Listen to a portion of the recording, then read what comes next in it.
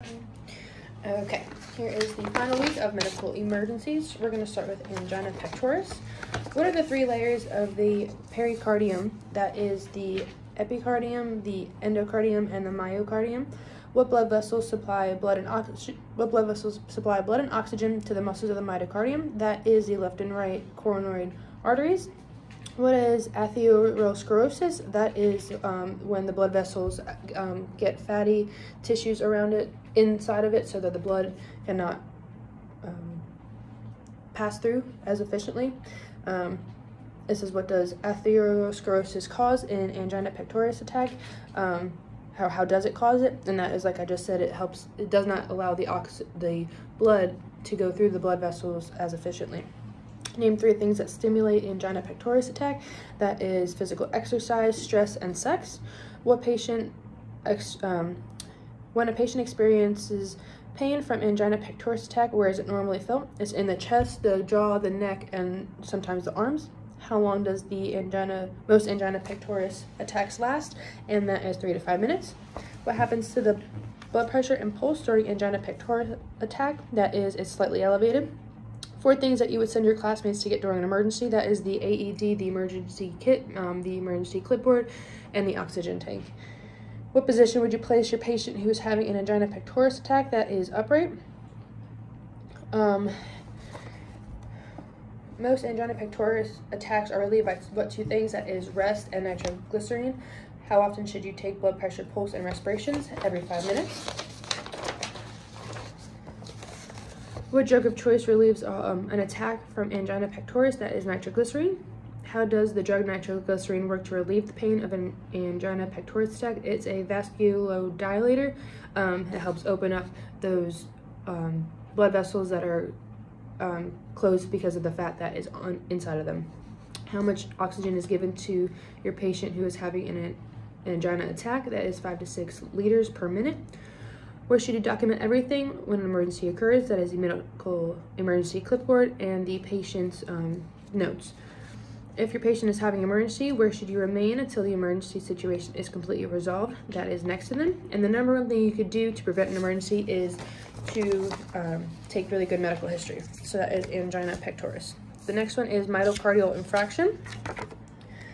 It says, what is atherosclerosis and how does this disease increase the patient's chances of having a myocardial infarction? It is, again, when when fat goes on the inside of the blood vessels, and myocardial infarction is not the blood that goes through, it's the level of oxygen that goes through that is lacking because it's restricting it to go through. Pain from an angina pectoris occurs when the result of stress and exercise. When does the pain of a myocardial infarction occur? And is when they're at rest. Which emergency is the pain more severe and longer lasting, angina pectoris or a myocardial infarction? Myocardial infarction. Is the pain from myocardial infarction relieved by the rest and nitroglycerin? No. How much aspirin should you give your patient who is experiencing a myocardial infarction? And that is 4 tabs of 80 milligrams. In a situation that's not advisable to give the patient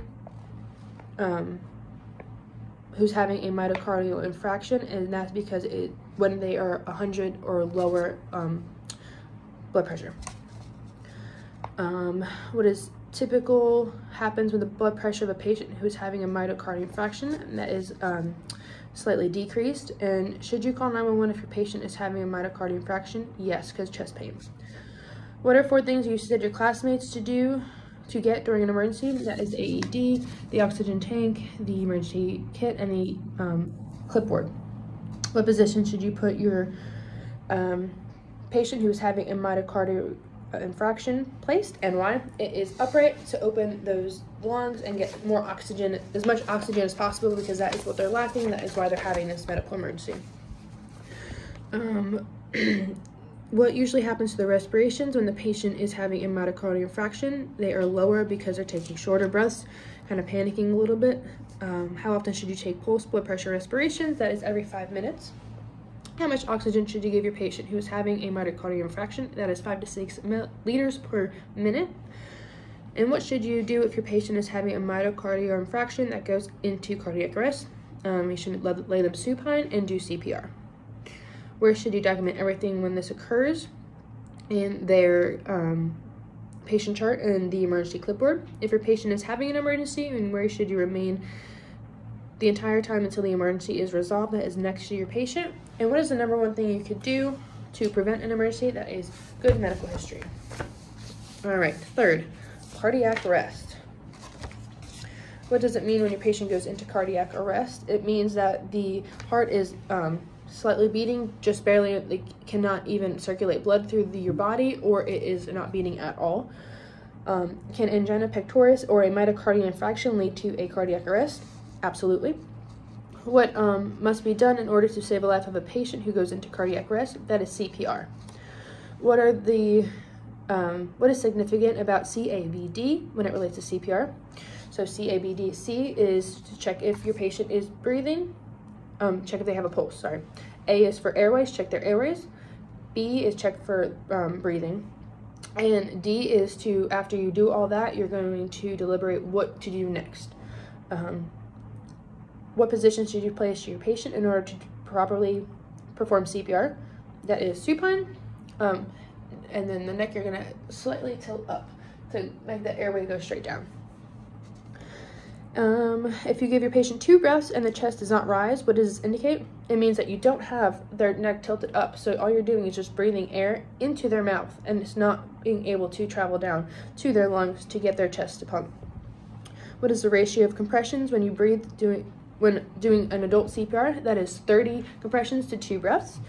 When should you stop administering CPR? And that is if your patient is resuscitated or EMS has gotten there and they have fully taken over. 4 things you should send one of your classmates during an emergency, and that is the AED, the oxygen tank, the emergency clipboard, and the emergency kit. Explain the technique of CPR beginning from the first you realize your patient is going into cardiac arrest, as called code blue. Get one of your classmates to get those 4 things. Call 911. Then you're going to lay your patient supine. You're going to ask them if they're okay, if they're conscious, if they can hear you. You're going to check the CABD.